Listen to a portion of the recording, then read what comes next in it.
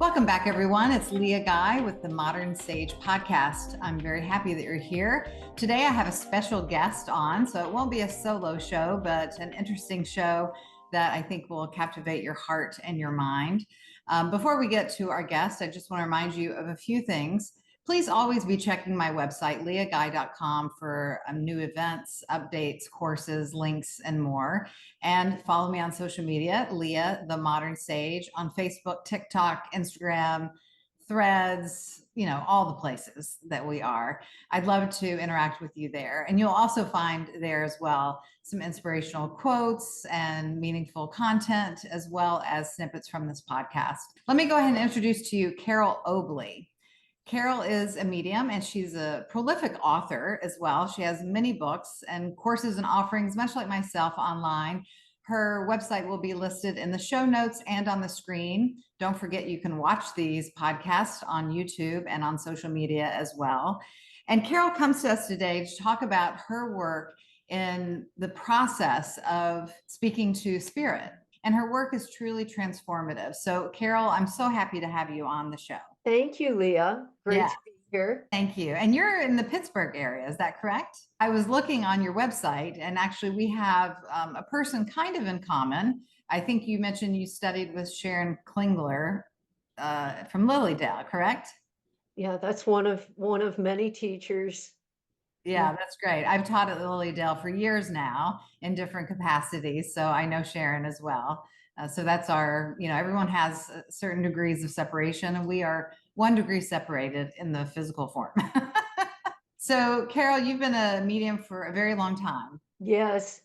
When I think about the number of sessions I've done, there's probably some mediums out there that have done more than me. I actually sat down and calculated how many I did sessions, and that includes group. I do a lot of group or platform mediumship, about over 14,000 at this point, and about going on 30 years. It's been a long, interesting journey. What's been the most interesting about it? The blessing of being connected to souls in the spirit world, who I always learn from as I'm giving readings. Also, people from all walks of life here. The one thing is in common, though, and that is all of them, the people here in the physical world, want some information that is above the rational mind or the 5 physical senses. And that kind of is the connecting thread throughout all the readings. Yeah, I wanted to talk with you about just the when maybe more so when you got started in this work. In my upbringing, I was born and raised in Kentucky and from a very Christian background, and so it was kind of challenging for me as a young person to describe myself and the gifts as an intuitive or doing readings and offering that kind of support. I'm curious if you had that as well. If your family or friends thought you were crazy or kind of off your rocker or didn't understand you, if you were kind of outcast in some way. You just gave a synopsis of my entire life. So Yeah. one of the fond memories I have with my grandmother, my father's mother, was walking through a cemetery when I was a young girl. And it was a Catholic cemetery. So it had a lot of the graves had photographs on them. And some of them were children. And I remember letting go of my grandma's hand and walking and standing in front of the tombstone and looking at that photo and saying, where is that child now? Mhm. Why would God, take a young child? Why would that happen? And then I would start to question and wonder, does that soul know that I'm standing here looking at their grave? So, that curiosity went on throughout my whole life and is here today of wanting to dig deeply, wanting to know, what we're about, what the soul's mission is, investigating the Akashic files. All of it is truly to me just my life purpose, my life calling. And As I mentioned in the introduction, I've had many mediums, psychic mediums, so forth on the show. And one of the reasons is because I think there's still this classification, if you will, of people that work in the paranormal. And one of my, it's not a goal or a mission, but just kind of heart's desire is that we kind of change that thinking and that language, that it's not paranormal, it's actually very normal, and that we can live with an understanding and expectation of that as part of our lives, not something separate and outside of our lives. Of course, it is otherworldly because we don't have the vision necessarily. Most of us don't have the vision in this dimension and being able to see energy and spirit in that way. But there's nothing abnormal about it, just like our intuition. It's actually our strongest sense, it's not our sixth sense. So that's part of the reason why I keep the conversations going and want my listeners to hear from different people like you and myself and different others. But one of the things I wanted to talk to you about today, in the sense of mediumship, is how helpful it can be for people who are grieving, even if they haven't lost someone maybe recently, if they've had just kind of an unprocessed or unfinished grief process that is holding them captive in their life, how helpful it can be. I'm sure you have been helpful to people in this way. yes, that's why I do the work. In Wisdom from the Spirit World, there are, I talk about and write about the repeating themes that have come through in, my extensive case files. And those in spirit want people here to know, their loved ones especially, I haven't gone anywhere. I'm still connected to you through the eternal bond of love. I go on. I'm in a perfect spirit body. I'm not ill anymore. I've been transformed. I can connect with you. I can communicate with you through synchronicity, through intuition, your own thoughts and feelings. And certainly, absolutely, it is necessary for people. And I feel this is an often overlooked aspect of mediumship, is that people can realize that the people here who are still in a physical body, that they are an eternal soul, and that really diminishes fear. Mhm. And so, in my opinion, anything that contributes to the elimination of living in fear is very useful. And so mediumship is one tool in the toolbox. I'm very transparent. I'm very genuine and honest about what mediumship can do and what it can't do. And it should not be dependent upon as a cure all. However, it is a powerful tool to help people through the grieving process, also to awaken spiritually to the wisdom, to the magnitude of their own soul. Yeah. What do you find? How do you describe to people, especially people who have lost someone at a young age, for example? Is there any recurring themes that you notice with the young that have been taken prematurely, as we would judge it or call it? Yeah, well, I'll tell you, Leah, in the past 3 or 4 years, I've done numerous readings for people who have lost mainly children, sometimes spouses, to an opioid overdose. And obviously, I mean, they passed from an unnatural cause. Many times that soul will come through and say, I messed up. I'm taking personal responsibility for making a wrong choice. And in spirit, there is no deception, there is truth telling, everything is transparent. When those souls come through, they readily admit that they made a mistake. But they also communicate messages to loved ones. The release of guilt, I find that guilt is a repeating theme. In fact, my third book, Soul to Soul Connections, Comforting Messages from the Spirit World, is all about unfinished business. You mentioned that in the beginning. And it's very important that there is oftentimes some unfinished emotional business, particularly when a young person dies. And oftentimes parents will feel like they didn't do enough, that, or maybe, the child had a long standing addiction and they were always asking for money. And so maybe perhaps before they passed, the phone rang or a text came in and the parent didn't respond. And then their child passed. And so the guilt can be absolutely tremendous with these people. But when the soul comes through of that child and says, this was nothing to do with you, this was a choice that I made, it can help alleviate guilt. In no way am I saying that people's lives are ever the same again. I truly don't believe that, nor have I witnessed it. People are changed forever, especially with a loss, a significant loss, like a child. Any loss changes us because we grieve the physical presence of that individual, but we can use it to also spiritually evolve. And the parents that I've seen who use a tragic passing like that as a springboard for their own spiritual enlightenment, and then also importantly to help others, to reach out to other parents who maybe aren't as far along as they are in on the journey. Those are the ones who move along the pathway more quickly and easily. Yeah.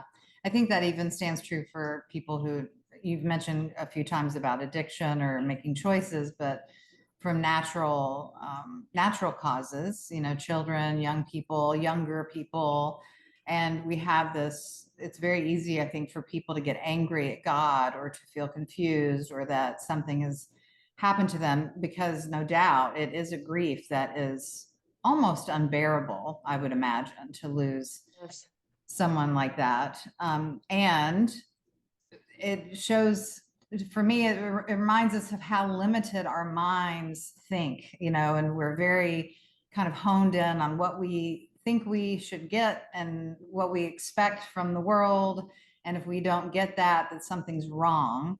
And that death does not mean something is wrong with us or with our situation. Yeah, and another key point of mediumship is the absolute assurance, if the medium is really connected and spiritually inclined, that death is a natural part of life. I mean, Yes. it's transition, just that we go through transitions from the time we're born, throughout life. Childhood, adolescence, might go to college, we graduate, we go into the workforce, we get married, we have children. Those are all transitions. Death is another transition. I have a new book coming out at the end of this year. It's called The Art of Sensing. That'll probably won't be out till November or December. But I write about I use the analogy of a bridge representing transition. And so death is crossing that bridge from point A, which is being here in a physical form, to point B, which is returning home, returning to our real home, which is the spirit world. There's a lot of tools people can use, and I teach a lot of these in my workshops and courses as well about how to access and trust and hear and have a relationship with the divine. And I believe you teach a lot about that as well. I do, and I think it's so important. And I'm happy to hear that there are those of us who are out there, especially during this extremely volatile time that we're in, that those of us who are called to the pathway are interested and really making it a primary part of our calling to educate people into knowing that the source of spirit is not out there, it's within. And we've heard this, most of us have heard this multiple times. Um, However, I still witness, especially on social media, a lot of people who falsely believe that, their source of power is the government or, other people or, the material things like money or a job. That's not our true source of power. That's not our true identity. Our true identity is that of spirit. That's why I've been so dismayed to see a lot of emphasis on race and gender and these artificial constructs that are not the soul. Mhm. Soul, it doesn't know anything. The soul takes those qualities on or those circumstances on for evolution. That is all they are. They will be discarded when the soul makes transition back to spirit.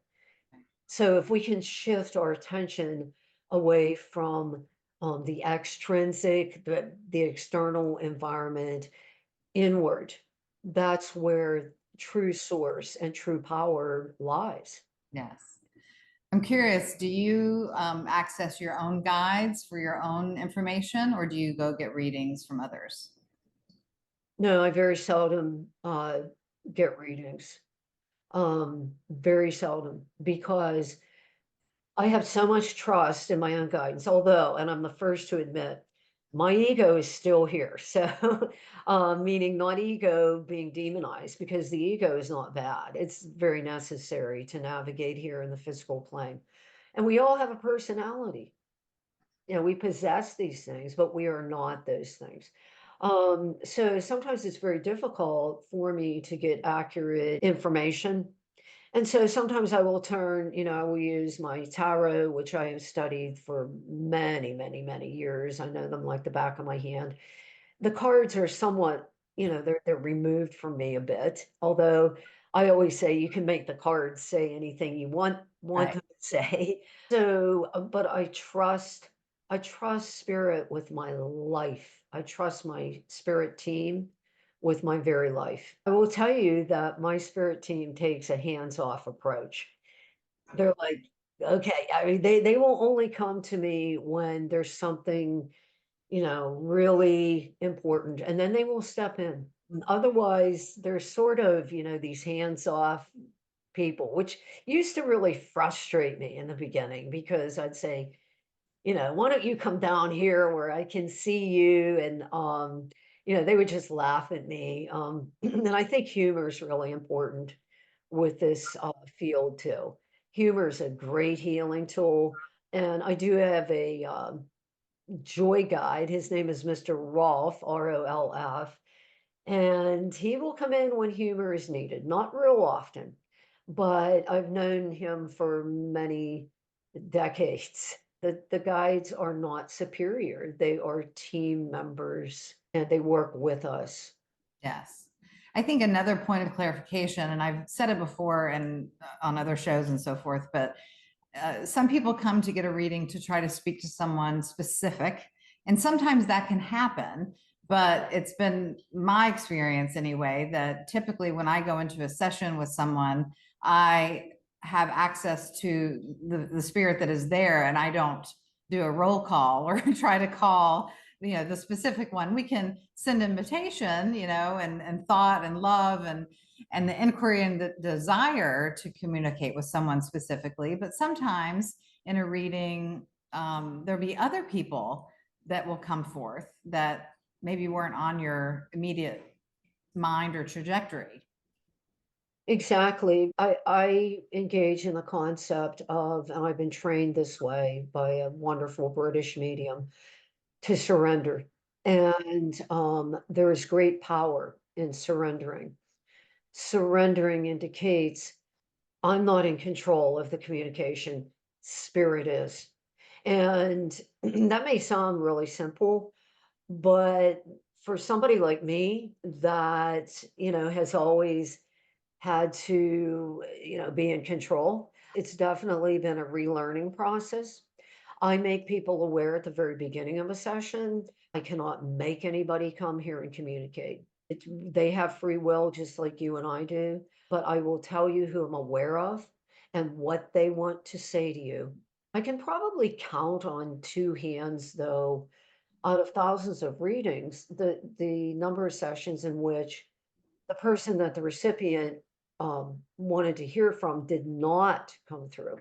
So in the vast majority of sessions, that person will appear, but sometimes it might not even happen until near the end of the session, and I allow it to the session and the communication to arise organically. That way, I'm taking myself out of the equation. Right. So, allowing things to arise as they are is being in that moment. Mm. And that's how it has to occur. Yeah, people don't understand. They're like, "Well, I wanted to hear from so and so, or why didn't my dad say this or that?" Or I don't know why. Yeah. It's like saying, "Well, why, I had a telephone call. Why didn't the person say this?" I don't know, because they had something that they really they wanted to communicate, perhaps. It wasn't the foremost message. It's constantly a process of letting go and letting spirit. Yeah. Isn't that the way of life, though? Oh, absolutely. Yeah, you can apply that to anything in life. In fact, Leah, that has been my number one point of growth is let go and let God. I'm a graduate of 12 step. I haven't drank alcohol in over 40 years. I had very terrible alcohol and drug problem back in my 20s. That was a springboard for me to develop spiritually. That's where it really all began. Yeah. So, one of the 12 step slogans is let go and let God. Mm-hmm. But I really didn't get that until I had suffered enough. Suffering Yeah. is very compelling. So, Carole, do you offer your sessions online, on the phone, in person? How do you work?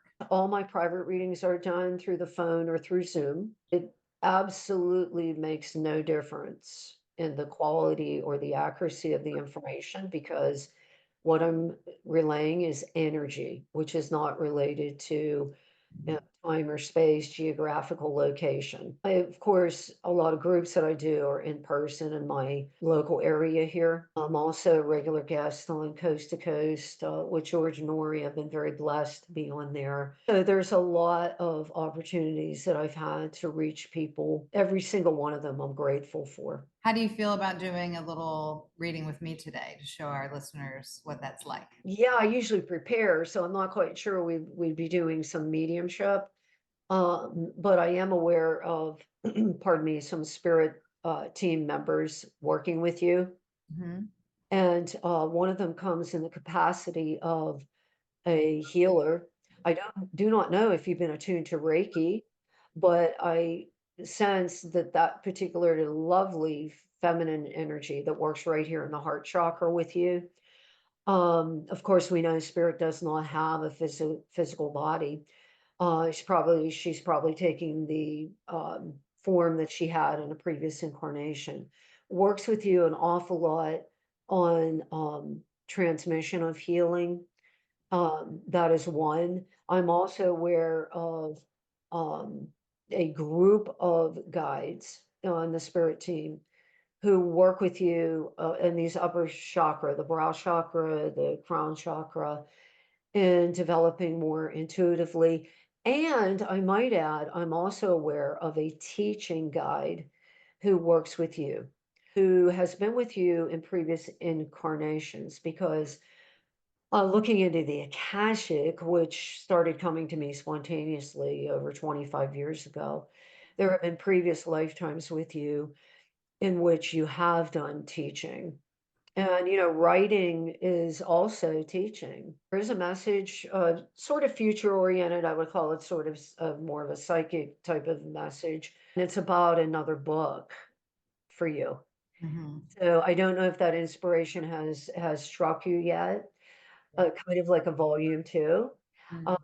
But I'm aware of that as well. And also, it looks like there's a little bit of travel coming up for you later on this year. Mm-hmm.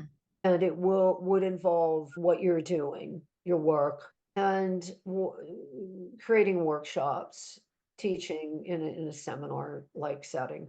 Mm-hmm. Good. Yeah, yeah, I feel with you. You really, you're just about to go to this little bit higher level. And I don't mean there's anything wrong with where you're at, but there's this tremendous opening, and it's right here in the throat chakra with you as well. Mm. And really, owning your creativity. This chakra has to do with creativity, as well as, of course, our voice and our expression. So there's a lot more coming in here for you. Another connection that I'm aware of is a connection with New York. So I have no idea where you're even based right now. Uh, I am aware of some sort of connection in which we're doing some work there in New York. New York's right on the other side of those windows there. Oh, okay. I had no idea where you were coming from, Yeah. but that's probably a good validation. So the key for the rest of this year for you is really welcoming opportunities. I hate to say this because I am a person who occasionally says no to certain things that I do not feel is aligned with the work that I'm doing. But I would say to you that it's a year of yes for you, Mm. of acceptance of the opportunities that come your way. When people are searching for communicating with their own guides, how do you give people support in that way, or do you do any teachings in your groups or your settings or your courses to help people identify their guides or how to communicate with them? Yes, I've done many years of teaching and yes, I've taught at Lilydale both in person and virtually many times. And sometimes oftentimes in readings, people will say, I feel, this presence. I'm not quite sure, is it my loved one or is it a spirit guide? So there is a distinct difference. Loved ones usually do not play the role or are not in that capacity to be a spirit guide. There are exceptions, however. I've seen them through multiple readings. People do not have to see through clairvoyance. Clairsentience, I consider, clairaudience and clairsentience arising from clairsentience, which is to me the primary sense. And it literally means clear sensing. So everybody can have access to their spirit guides. You don't have to see them, feeling them, just sensing them, knowing that they're there. Something, that most people can do. I sometimes see my guides, and I mean, I'm doing this professionally, but not real often. So, to anyone who's listening, do not think there's something wrong with you or, don't be discouraged. Yeah. It's so much I think about just learning how to listen and how to trust what you're hearing or sensing, and it takes a lot of practice. Yeah, But so does everything, it's just getting to understand the information and what your body and your senses and are telling you. exactly. Well, the number one obstacle that I've found that people and myself, putting myself in with this too, in the beginning development of intuition and mediumship is trust. People will always stumble over, I'm making this up, but the rational mind, that's its job to discern and to question. So after you get to a certain level, and even though the client or the recipient is saying, I don't know. I can't place that. What I say is, please write it down. Just write it down. You will discover. And lo and behold, I will get an email back and say, I never knew this. This name was in my family, or I never knew, that my grandmother was married twice and her second husband was a carpenter, whatever the piece of evidence is. But those emails have come through. Mhm. When you develop a really deep level of trust, and that comes through practice, it just comes through time after time after time of practicing. Yes. And you get to a level then where, I've even had people, they'll argue and they'll go, no, no. I'm like, okay, just, write it down. Yeah. You may have had that experience too. So it comes to that point after you've done so much work in the field. Yeah. Example, I may see an image of something very specific, and me nor the client understands why that image is there at that particular moment. Not 100% of the time, but almost every time it has been resolved through the reading at some point what that image was about. So it's almost like telling me a story that, I don't know because I have nothing to do with this, but the client has to kind of come up with the pieces of the story start to reveal themselves, and we go, oh, that's why the red ball was showing itself, or that's why the yellow skirt in the painting is important. It's pieces of evidence to jog the memory, to bring a person maybe emotionally back to that time in their life, or some scenario about who they were, what was going on. Then there's all kinds of reasons that these things can come up, I find. And so yes, you do have to trust just saying what you hear, saying what you feel, saying what you see. Yes, the evidence, quite truthfully, I mean, sometimes it will take work on the behalf of the medium to allow a further impression from the spirit communicator to open. Mhm. That is why I say to recipient, please allow the reading to evolve organically. When we're doing mediumship, we're working with a living, breathing intelligence, and that's a soul. And so they are far, I always say they're far more intelligent than I am, you know? And so if I don't get it, if I don't interpret what they're communicating immediately, there will be further information as it unfolds. I don't demand it, I allow it. And that's the difference between asking and surrendering. So there's also, importantly, people have to understand, oftentimes a feeling that will accompany an image, symbolic, or you can go into it a little bit further in that the image will speak to you and you will allow that to arise and go, he's showing me the red ball. Oh, there's a feeling of childhood here. Oh, you played kickball with your dad when you were young. Oh, yes, yes. My dad would play that with me in the backyard. So, initially we might question, why am I seeing this red ball? But if we step back from it and allow the image to speak to us, that's how it can come through a lot more clearly. And it provides a real depth of connection. Yes. It's not to prove how great we are, it's No. about connecting that recipient with their loved one. Yes. Yes. It's very beautiful, powerful work. I think it's just, It's incredibly beautiful work. it Yeah. is. It is. And thank you for your work. Carole, we're going to have to end for today, but I want to just remind our listeners, Carole Obley, her new book, Wisdom from the Spirit World, is out now. She has other books, other offerings, and of course, her one-on-one readings. All that information will be in our show notes and her website on the screen as well. So please check her out if you feel resonant with what she's saying today. And as always, I appreciate you being a listener. If you like the podcast or you gained any wisdom, inspiration, or clarity from it, I just ask for a review or just give it 5 stars or share it with your friends. It helps so much to keep us going.